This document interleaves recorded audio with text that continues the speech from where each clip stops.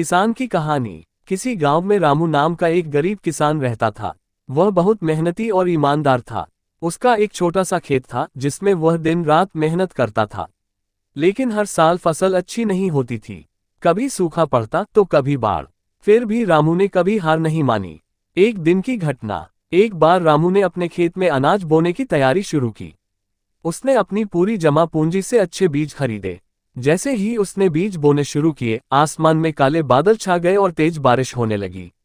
रामू चिंतित हो गया कि अगर बारिश इसी तरह होती रही तो बीज खराब हो जाएंगे।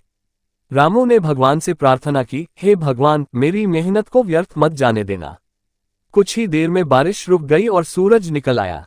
रामू ने राहत की सांस ली और फिर से काम में जुट गया। मेहनत का फल। उस साल रामू की फसल बहुत अच्छी हुई। उसकी मेहनत और धैर्य ने उसे सफलता दिलाई। उसने अपनी फसल बाजार में बेची और अच्छी कमाई की। अब रामू के पास अपने खेत को और बड़ा करने के लिए पैसे थे। इस घटना के बाद रामू को समझ में आया कि जीवन में कठिनाइयां आती हैं, लेकिन धैर्य और मेहनत से हर समस्या का समाधान निकल सकता है। संदेश। ये कहानी हमें सिखाती है कि मेहनत और धैर्य का फल हमेशा मीठा होता है। परिस्थितियां चाहे कितनी भी कठिन